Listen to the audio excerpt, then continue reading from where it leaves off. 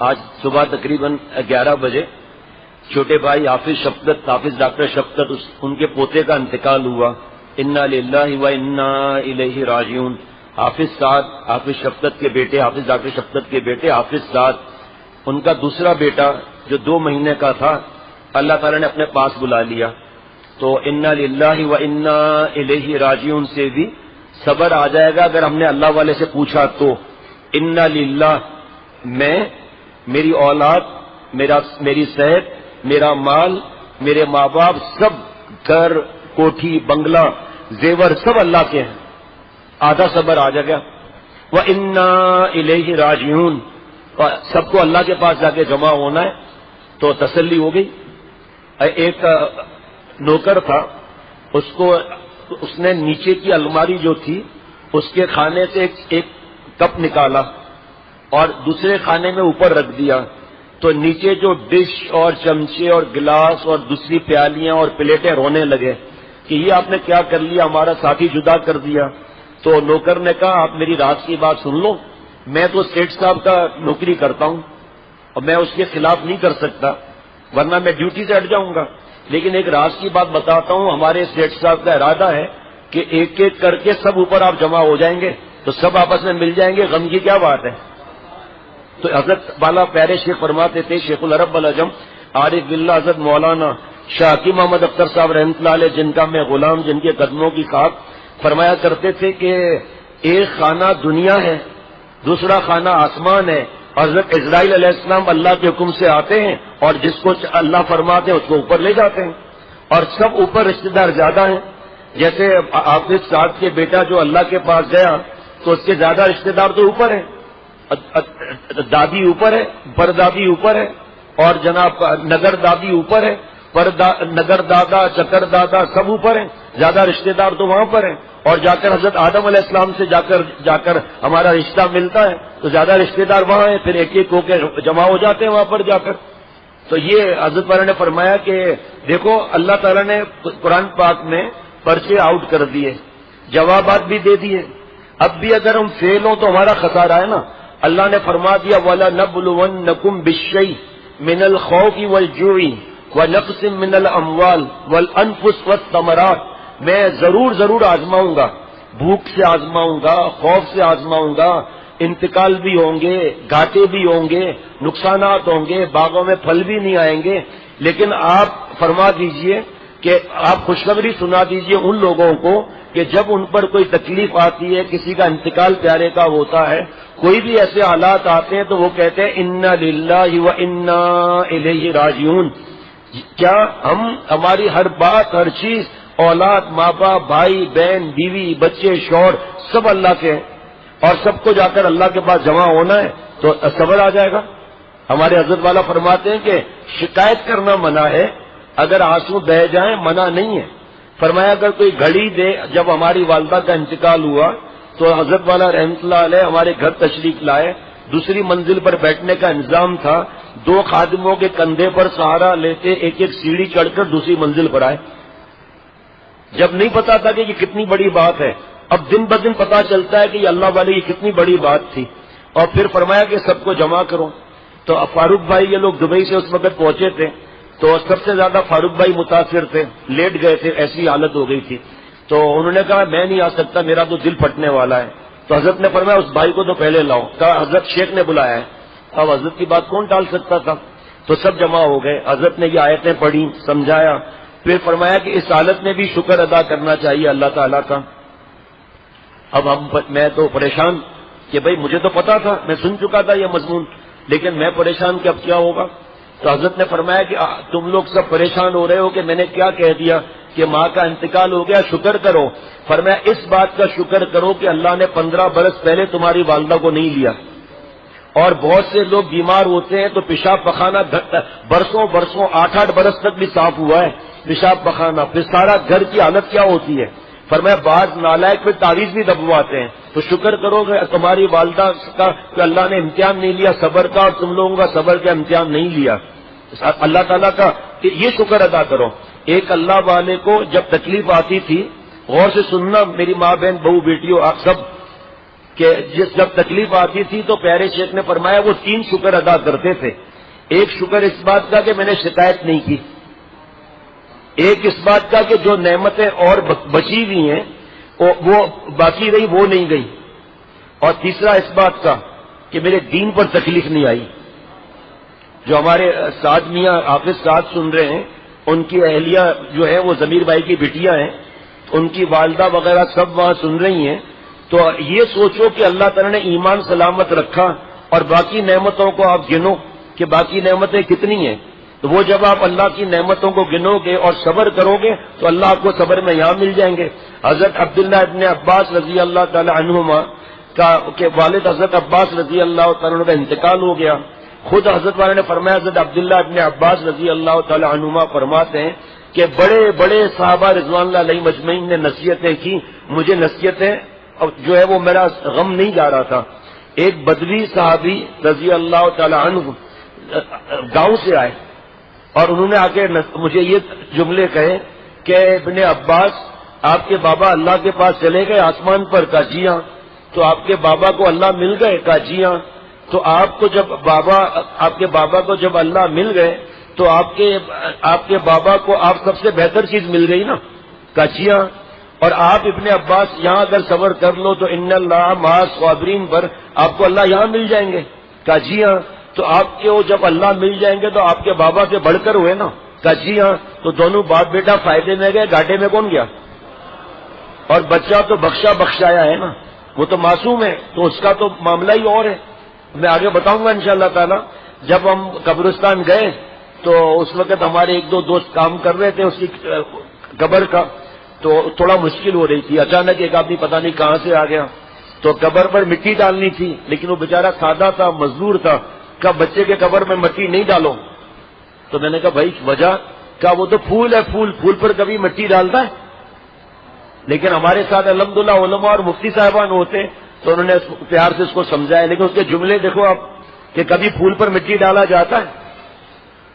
تو اللہ تعالیٰ صبر کرنے والوں کو ملتے ہیں. اب سنیے آپ، حضور صلی اللہ تعالی نے ارشاد فرمایا جو عمل گر جائے وہ بھی اپنے ماں کو گھسیٹ کر جنت میں لے جائے گا جبکہ ثواب سمجھ کر صبر کرے. یہ تو وہ ہے جو عمل گر جائے. پھر رسول اللہ صلی اللہ علیہ وسلم نے ارشاد فرمایا، یہ حدیث بات الگ ہے، کہ جس عورت کے 3 بچے مر جائیں اور وہ ثواب سمجھ کر صبر کرے تو جنت میں داخل ہوگی. ایک عورت بولی یا رسول اللہ جس کے 2 ہی بچے مرے ہوں؟ آپ صلی اللہ علیہ وسلم نے فرمایا 2 کا بھی یہی ثواب ہے. ایک روایت میں کہ ایک صحابی نے ایک بچے کے مرنے کو پوچھا، آپ صلی اللہ علیہ وسلم نے فرمایا اس کو بھی بڑا ثواب بتلایا. 3, 2, 1 دونوں پر. رسول اللہ صلی اللہ تعالی وسلم نے عورتوں سے ارشاد فرمایا کہ تم اس بات پر راضی نہیں، یعنی راضی ہونا چاہیے کہ جب تم میں کوئی اپنے شوہر سے حاملہ ہوتی ہے اور وہ شوہر اس سے راضی ہو تو اس کو ایسا ثواب ملتا ہے جیسا کہ اللہ کی راہ میں روزہ رکھنے والے اور شب بیداری کرنے والے کو ملتا ہے. ارے میری ماں بہو بیٹیوں اگر سب بیان سن لو نا تو سجدے سے ہی سر نہ اٹھے کہ عورتیں اللہ کے نزدیک کتنی VIP ہیں اور حضور صلی اللہ علیہ وسلم کے نزدیک کتنی VIP ہیں. شہزادیاں بھی آپ کے سامنے کیا بیچتی ہیں جو عمل کرنے والی ہیں ان کے لیے. اور جب اس کو درد اٹھتا ہے عمل کا تو آسمان اور زمین کے رہنے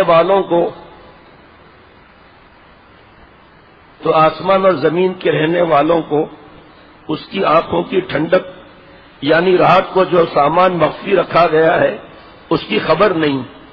اتنا انعام ملتا ہے اس کو، مخفی خزانہ.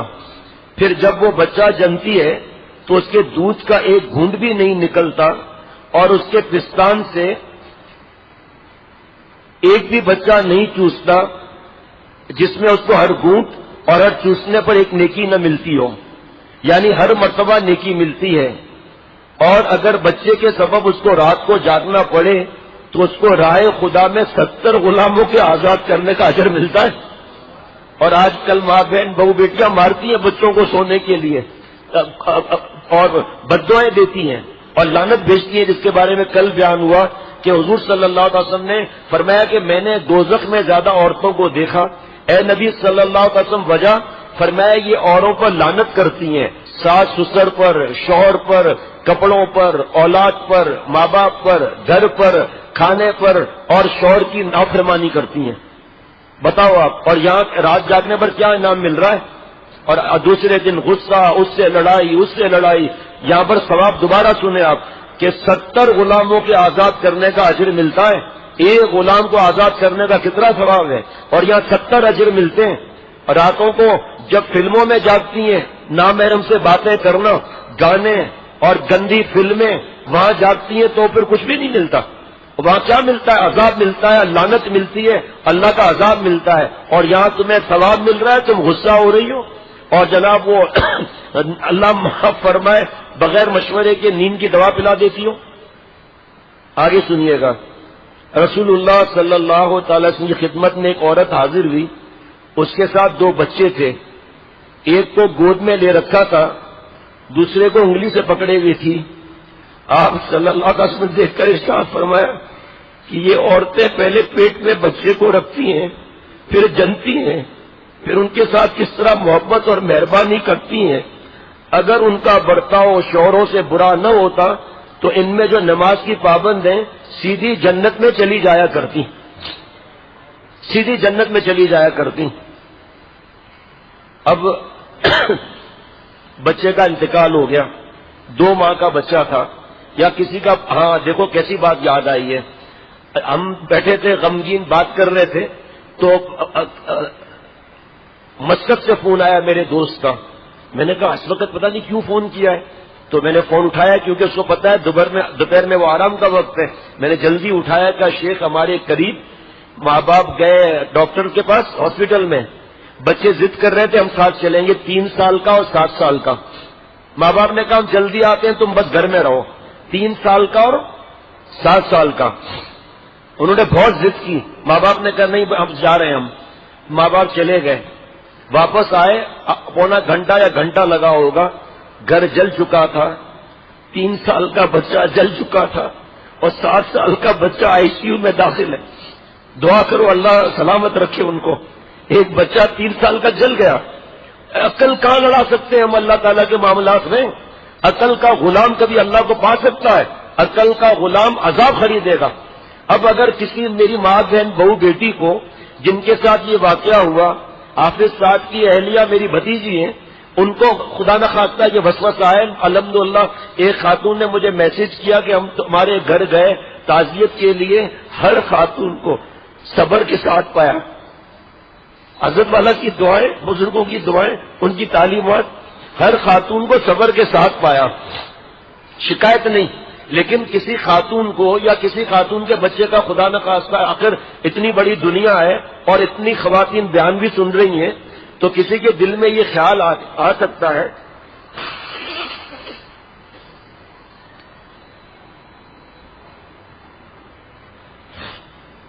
اور مجھے یہ خط بھی آ چکے کہ انتقال ہوا بچے کا. ایک ماں باپ بچے کو تلاش کر رہے تھے، 6 سال کے بچے کو. یہ آپ کو یاد ہوگا پرانے ساتھیوں کو. بچہ نہیں مل رہا تھا. دیکھا تو ان کی غلطی سے جو نیچے کا ٹینک ہوتا ہے نا پانی کا، اس کا ڈھکن کھلا رہ گیا. تو ان کو شک پڑا، یہ جلدی سے ٹینک میں اترے تو بچے کا انتقال ہو چکا تھا 1-1.5 گھنٹہ پہلے. وہ ایک ہی بیٹا تھا ان کا. وہ قبرستان تک جاتے تھے اس کے اہلیہ شوہر کے ساتھ. مجھ سے رابطہ، سمجھایا، رونا. ان کا بھی یہ سوال تھا اور کا بھی یہ سوال ہوتا ہے پھر اللہ نے دیا کیوں؟ ہمیں مصلحتیں نہیں تلاش کرنی، لیکن جہاں اللہ والے مصلحت بتاتے تو مسئلہ نہیں ہے. ہمیں آپ کو مصلحت تلاش نہیں کرنی. جا دل تجھے چھوڑا ادھر وہ بھی. جس کو یہ دل میں سوال آئے، چاہے شوہر ہو، چاہے بابا ہو، چاہے دادا ہو، چاہے نانا ہو، یا چاہے ماں ہو، چاہے باپ ہو، جس کے دل میں یہ سوال آئے کہ پھر بچہ دیا کیوں اور 2 مہینے کے بعد لے لیا، تو میری ماں بہن بہو بیٹی، اس لیے تو آپ کو حدیث پاک سنائی کہ عورت بچے کو حمل سے جب رہتی ہے تو وہ مشقت انہوں نے اٹھائی، ثواب ملا، اور درد کے اوپر جو بچہ پیدا ہونے کا درد برداشت کیا اس پہ مخفی خزانہ ملے گا. جو بچے کو گھونٹ پلایا تو ایک ایک گھونٹ پر آپ کو کتنا عمل انعام مل رہا ہے. راتوں کو جاگنے پر آپ 70 غلام کے آزاد کرنے کا ثواب ملا رہی ہیں. ہمارے پاس ایسے اعمال نہیں. اللہ تعالیٰ نے یہ درجہ دے کر اور آپ کا صبر کا امتحان لے کر اور انتقال پر صبر کا امتحان لے کر آپ کو اعلیٰ درجہ اللہ نے دینا ہے. آپ کو یہ غم دکھ کی وجہ کیا ہے؟ جا کر دیکھ لو پرانے بیانات کے اندر. یہی وجہ ہے کہ ہمارے اعمال ایسے نہیں ہیں تو اللہ تعالیٰ غم دکھ کوئی بیماری. آج صرف صبح سے میں تو زیادہ گھر پر اور قبرستان میں تھا, باقی کتنا دیر بچی, اتنی دیر میں 3 کینسر کا پتہ چلا. اور ایک کینسر کا بتاؤں تو میں تو ڈرا ہوا ہوں, آپ بھی ڈر جائیں گے. پہلی دفعہ سنا ہوگا اس لیے ابھی نہیں بتاتا میں. بس دعا کریں اللہ تعالیٰ صحت کاملہ عاجلہ مستمر عطا فرمائے. آگے سنیے, بچپن میں مرنے والے بچے بہت کارآمد ہیں. حضرت مجدد فرما رہے ہیں ان میں یہ احتمال ہی نہیں کہ وہ آخرت میں نامعلوم کس حال میں ہوں گے, کیونکہ غیر مکلف بچے یقیناً بخشے بخشائے ہیں اور وہ آخرت میں والدین کے بہت کام آئیں گے. حدیث سے معلوم ہوتا ہے کہ بچے جنت میں جانے سے پہلے, دیکھو بھائی بچوں کو جمع نہ ہونے دو بھائی, اس طرح تو مصیبت ہو جائے گی, بیان تو نہیں کر سکے گا آدمی. یہ کھیلنے کے لیے تھوڑی آتے ہیں, بالکل معصوم بچے ہیں, ان کو طرف فکر نہ کرو, باقی بڑوں کو الگ الگ کرو, سب کو وہ سب کو وہاں سے الگ الگ کرو, سارا دھیان الجھ جاتا ہے. حدیث سے معلوم ہوتا ہے کہ جنت میں جانے سے پہلے آخرت میں بھی بچے ہی رہیں گے اور ان کی عادتیں بھی بچوں کی ہوں گی, یعنی وہی ضد کرنا اور اپنی بات پر اڑ جانا, پیچھے پڑ جانا. لیکن یہ حالت جنت میں داخل ہونے سے پہلے ہوگی. پھر جنت میں پہنچ کر باپ بیٹے سب برابر ایک قد کے ہو جائیں گے. آگے بھی تو مزہ سنو, مزے ہی مزے ہیں دین میں ہمارے بھائی. حدیث میں آیا ہے کہ بچے اڑ جائیں گے اللہ کے سامنے ضد, اور اللہ تعالیٰ سے کہیں گے ہم جنت میں نہ جائیں گے جب تک ہمارے ماں باپ کو ہمارے حوالے نہ کیا جائے. ہم تو ان کو ساتھ لے کر جنت میں جائیں گے. تو اللہ تعالیٰ فرمائیں گے اے ضدی بچے, اپنے خدا سے ضد کرنے والے, جا اپنے والدین کو بھی جنت میں لے جا. تو یہ بے گناہ بچے اللہ تعالیٰ سے خود ہی بخشش کے لیے ضد کریں گے.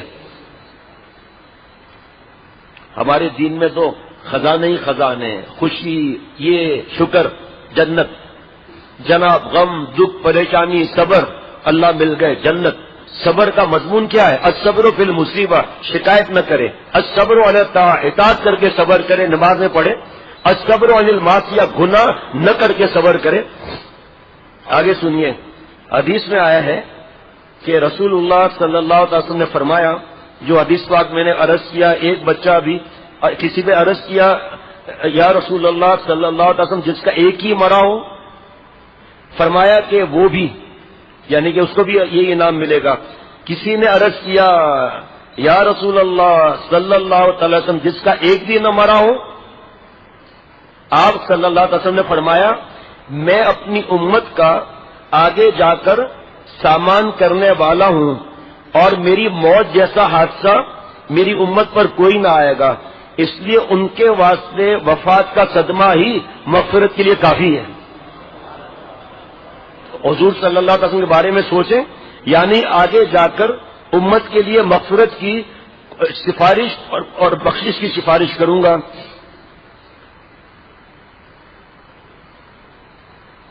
یہ بچے جس طرح یہاں والدین ماں باپ سے ضد کرتے ہیں, قیامت میں اللہ تعالیٰ سے بھی ضد اور ناز و نخرے کریں گے.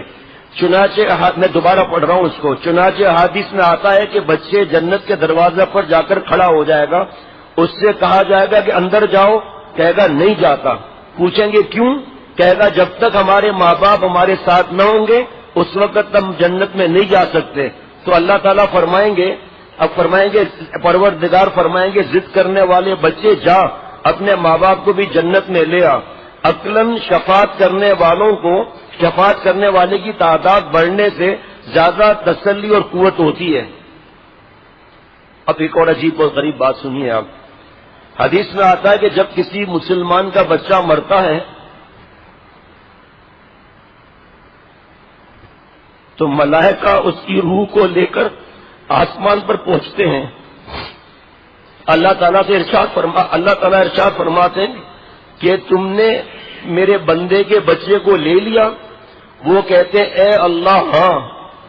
پھر فرماتے ہیں کہ کیا تم نے میرے بندے کے جگر گوشے کو لے لیا؟ وہ کہتے ہیں کہ اے اللہ ہاں. پھر فرماتے ہیں میرے بندے نے کیا کہا؟ فرشتے عرض کرتے ہیں کہ اے اللہ اس نے آپ کی حمد یعنی آپ کا شکر ادا کیا اور اس پر صبر کیا. اس پر اللہ تعالیٰ فرماتے ہیں کہ گواہ رہو میں نے اپنے بندے کو بخش دیا، اور فرمایا اس کے لیے جنت میں ایک محل تیار کرو اور اس کا نام بیت الحمد رکھو. یہ چھوٹوں کے مرنے پر وعدہ ہے، جس سے ثابت ہو گیا کہ اللہ تعالیٰ بچوں کے مرنے پر نعم البدل یعنی اچھا بدلہ عطا فرماتے ہیں، یعنی مغفرت اور جنت کا محل عطا فرماتے ہیں. حضرت ام سلیم رضی اللہ تعالیٰ عنہ کا قصہ حدیث میں اس طرح آیا ہے کہ ان کا ایک بچہ بیمار تھا. حضرت کیا لکھا ہے بھائی یہ دیکھنا پڑنا ذرا. حضرت طہا ہاں دیکھیں کیا لکھا ہے. حضرت طلحہ رضی اللہ تعالیٰ عنہ ان کے شوہر باہر سے آ کر ان کا حال دریافت کیا کرتے تھے. ایک دن اس بچے کا انتقال ہو گیا اور شام کو حضرت طلحہ رضی اللہ تعالیٰ عنہ آئے تو حضرت ام سلیم رضی اللہ تعالیٰ عنہ نے ان پر ظاہر نہیں کیا کہ بچے کا انتقال ہو گیا ہے، تاکہ سن کر پریشان نہ ہو اور پریشانی میں کھانا نہ کھا سکیں. بلکہ جب انہوں نے دریافت کیا کہ بچہ کیسا ہے ٹشو دینا، تو یہ جواب دیا کہ اب تو سکون سے ہے، اب تو سکون ہے. اور واقعی موت سے بڑھ کر کیا سکون ہوگا. یہ سن کر انہوں نے کھانا کھایا اور رات کو بیوی کی طرف میلان بھی ہوا. سمجھنے والے سمجھ سکتے ہیں. بیوی نے بے انتہا صبر کیا، اس سے بھی انکار نہ کیا. آج عورتیں کہتی ہیں کہ ہمیں کوفت ہوتی ہے، عام دنوں میں بھی. کیسا آپ جملہ کہہ رہی ہو. یہاں دیکھو حضرت ام سلیم رضی اللہ تعالی عنہ، بیوی نے بے انتہا صبر کیا، اس سے بھی انکار نہ کیا. جب صبح ہوئی تو کہا میں تم سے ایک مسئلہ پوچھتی ہوں، اگر کسی نے ہم کو کوئی چیز بطور امانت کی دی ہو، پھر بعد میں وہ امانت کو واپس لینا چاہے تو کیا کرنا چاہیے؟ حضرت طلحہ رضی اللہ تعالیٰ عنہ نے جواب دیا یہی چاہیے کہ جب مالک اس کو واپس لینا چاہے تو بڑی خوشی کے ساتھ واپس کر دیا جائے. حضرت ام سلیم رضی اللہ تعالیٰ عنہ نے کہا تو پھر اپنے بچے پر صبر کرو اور خوشی کے ساتھ اس کے دفن کرنے کا انتظام کرو، کیونکہ خدا نے اپنی امانت لے لی ہے. حضرت طلحہ رضی اللہ تعالیٰ عنہ بڑے جھلائے، یعنی کہ غصہ ہوئے کہ تم نے رات ہی کو کیوں خبر نہ کی. کہا کیا کرتے، رات کو تو دفن کرنے میں وہاں انتظام ہی نہیں ہوتا تھا اس زمانے میں، اور رات بھر پریشان رہتے، کھانا بھی نہ کھاتے، اس لیے رات کو خبر نہ کی. رسول اللہ صلی اللہ علیہ وسلم کے پاس حضرت طلحہ رضی اللہ تعالیٰ عنہ گئے تو آپ صلی اللہ علیہ وسلم نے فرمایا کہ اللہ تعالیٰ کو ام سلیم کا عمل بہت پسند آیا، اور میں امید کرتا ہوں کہ آج رات تم دونوں کو خدا مبارک اولاد عطا فرمائی ہے.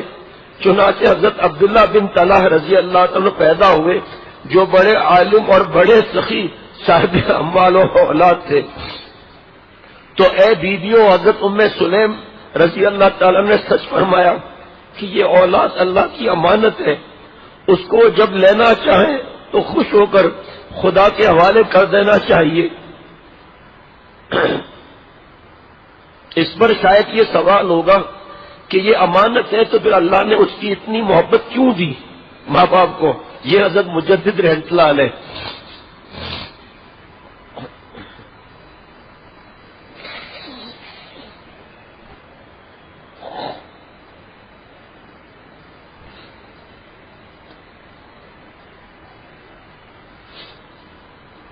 یہاں بیٹے آیات میں مجھ سے پوچھ کر آدمی کھڑا کرنا، کبھی جوان مت کیا کھڑا کیا کریں، مجھ سے مشورہ نہیں کرتے آپ لوگ اس معاملے میں. اس پر شاید یہ سوال ہوگا کہ یہ امانت ہے تو اللہ نے اتنی محبت کیوں دی ماں باپ کو. اگر محبت نہ ہوتی دادا دادی وغیرہ تو اتنا غم بھی نہ ہوتا. بھائی اتنی محبت جب دی تو اتنی محبت نہ دیتے، اتنا غم بھی نہ ہوتا. اس کا جواب یہ ہے کہ اتنی محبت اسی وجہ سے دی ہے تاکہ پرورش ہو سکے، کیونکہ بغیر محبت کے اس کے پیشاب پخانے کو اٹھانا اور اس کی پرورش کرنا، رات کو جاگنا مشکل ہے، اس لیے غیر کی اولاد پالنا بہت دشوار ہے۔ اور جب بچے کی پرورش ہو چکی ہے تو محبت میں بھی بڑے ہونے کی وجہ سے بچپن جیسی محبت نہیں ہوتی۔ یہی وجہ ہے کہ بڑے بیٹے کے ساتھ وہ ایسی محبت نہیں ہوتی جیسے چھوٹے سے ہوتی ہے۔ غرض اولاد کو بھی خدا کی چیز سمجھو کہ اس کی امانت چند روز ہمارے پاس ہے، پھر اس کے بعد فوت ہونے پر بے صبری نہیں ہوگی، کیونکہ پریشانی کی بنیاد تو یہی ہے کہ تم ان کو اپنی چیز سمجھتے ہو۔ اب آگے سنیے،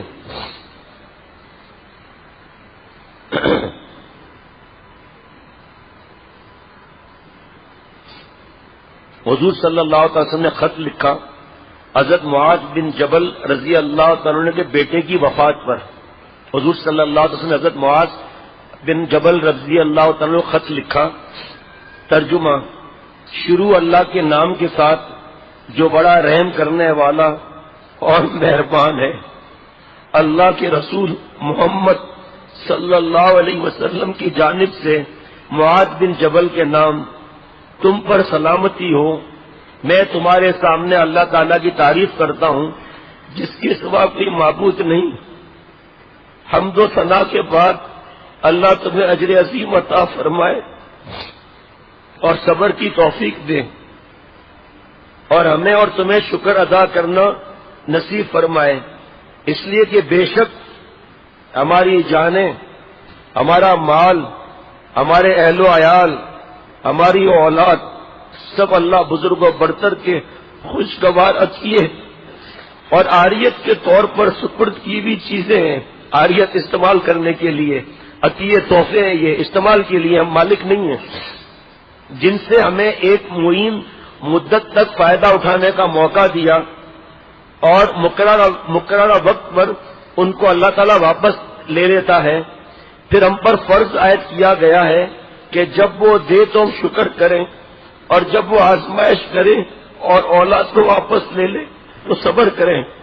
تمہارا بیٹا بھی اللہ تعالیٰ کی انہی خوشگوار نعمتوں اور سپرد کی ہوئی عاریتوں میں سے ایک عاریتی تو عطیہ تھا۔ اللہ تعالیٰ نے تمہیں اس سے قابل رشک اور لائق مسرت صورت میں نفع پہنچایا، اور اب اجر عظیم، رحمت اور مغفرت اور ہدایت کا عوض دے کر لے لیا۔ شرط یہ کہ تم صبر اور شکر کرو، لہذا تم صبر اور شکر کے ساتھ رہو۔ دیکھو تمہارا رونا دھونا تمہارے اجر کو ضائع نہ کر دے کہ پھر تمہیں پریشانی اٹھانی پڑے، اور یاد رکھو رونا دھونا کچھ نہیں لوٹا کر لاتا، نئی غم اور اندھوں کو دور کرتا ہے، اور جو ہونے والا ہے وہ تو ہو کر رہے گا، اور جو ہونا تھا وہ ہو چکا، جو ہونا تھا وہ ہو چکا۔ یاد کر کے آنسو بہانا منع نہیں ہے، دین کی بات سن کر آنسو نکل آئے منع نہیں ہے، یاد کر کے یاد کیا آنسو آ گئے منع نہیں، لیکن ایک دو دن کے بعد دوسرے دن جب زبان پر کوئی خیال بھی نہیں ہے یا دوسرا کوئی ایسا سادگی میں بات یاد دلا کر رلائے، یہ بھی غلط ہے۔ حضرت حضور صلی اللہ علیہ وسلم بیٹے حضرت ابراہیم رضی اللہ تعالیٰ عنہ کا جب انتقال ہوا تو حضرت ابن عوف رضی اللہ تعالیٰ نے پوچھا کہ آپ رو رہے ہیں؟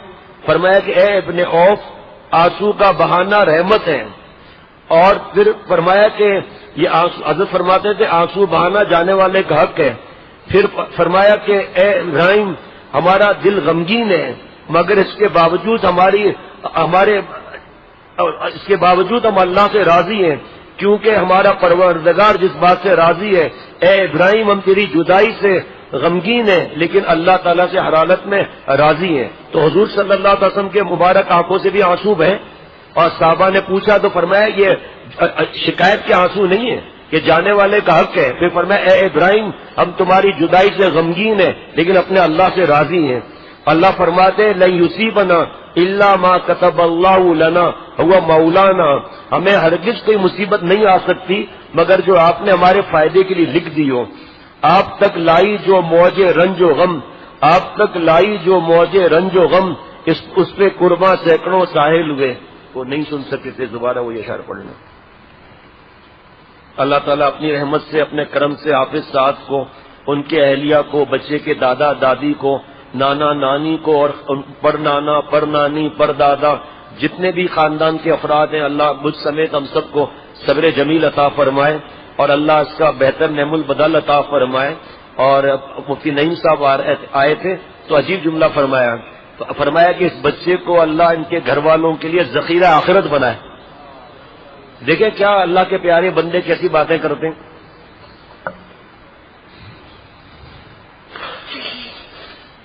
شکوائے یار عشق میں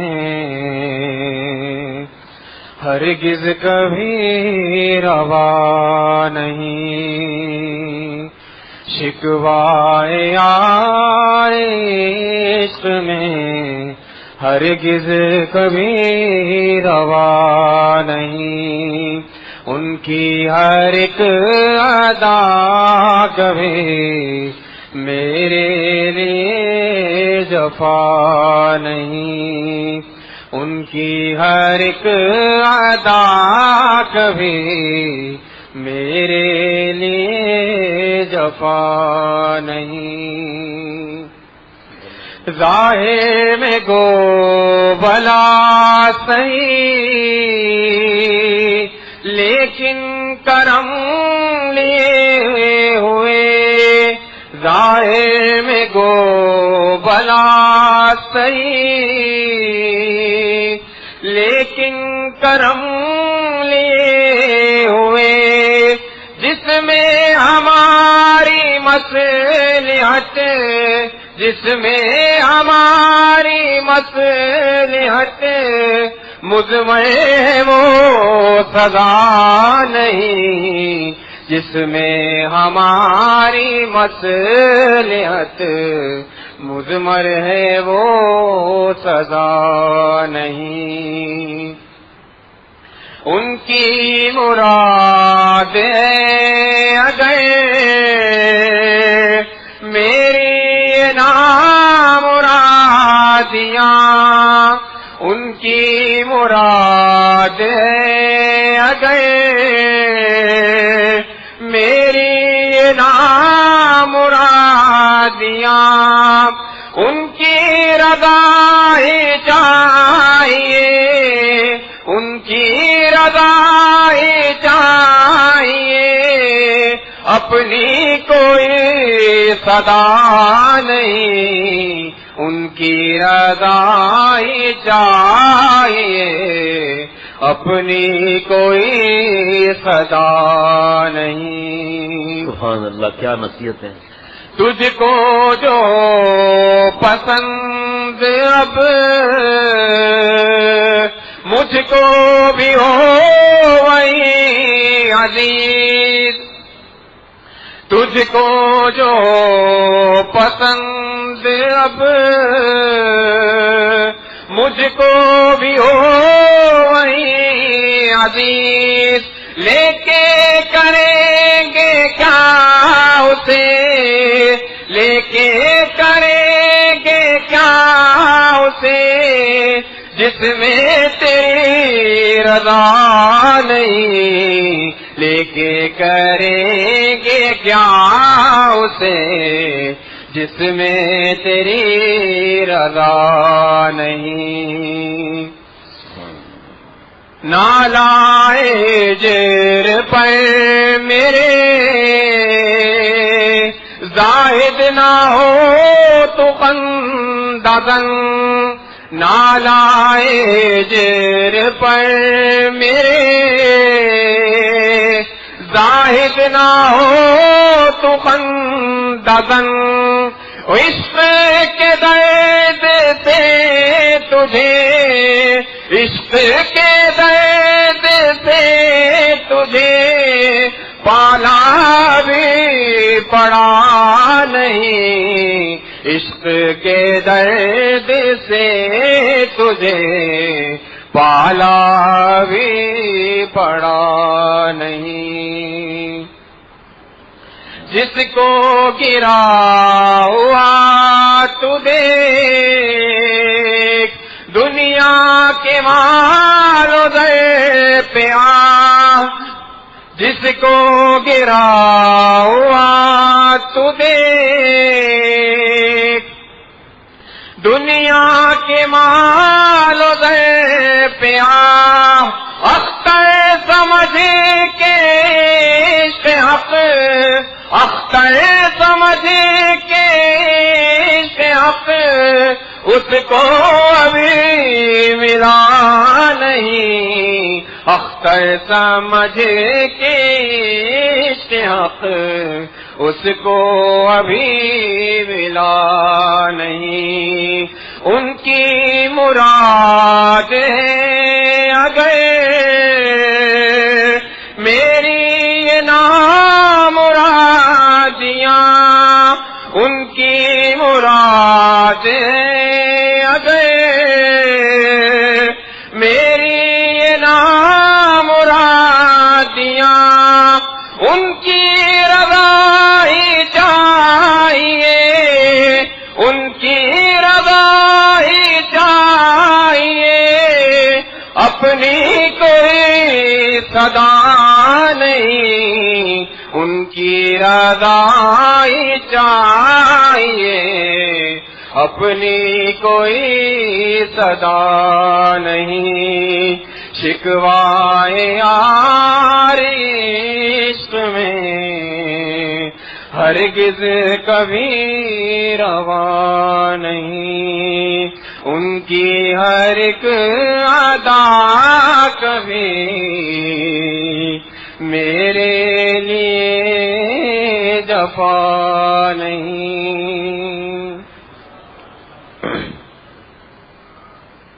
کسی نے پوچھوایا کہ بھئی وہ چائے وغیرہ، تو اس کا یہ حکم یہ ہے کہ فرض کریں کہ گھر میں چائے بننے کا تقاضا ہے، ایک مثال بتا رہا ہوں، انتقال ہوا ہے، چائے کا تقاضا ہے، جاگے ہوئے ہیں، تھکے ہوئے ہیں، مثال ایک بتا رہا ہوں، جتنے گھر کے افراد ہیں چائے بن گئی، تو کوئی مہمان آ گیا ٹھیک، لیکن ان کو روکنا، چائے بنوانا یا بہت سی جگہ پر شربت وغیرہ یہ سخت منع ہے، ان کو روکنا، باہر کے ہوں دوسرے شہر کے، میں صرف ایک اصول بتا رہا ہوں، یہاں کا نہیں، ہمارے حضرت والا تو پانی بھی نہیں پیتے تھے، احمد رنگونی صاحب حضرت کے خادم تھے، ان کا مجھے یاد نہیں ہے کس کا انتقال ہوا تھا، حضرت والا کے ساتھ ہم گئے تھے ان کے گھر، تو دسترخوان لگا ہوا تھا، حضرت آ کے کھا لیں، حضرت کیا کمال کرتے ہیں، ایک لقمہ سوال ہی پیدا نہیں ہوتا، اب پانی پینے کا ہم پانی بھی نہیں پیتے، لیکن یہ ایک ہے کہ آج یا کل ایک مثال ہے، 2-4 گھر کی خواتین تھکی ہوئی،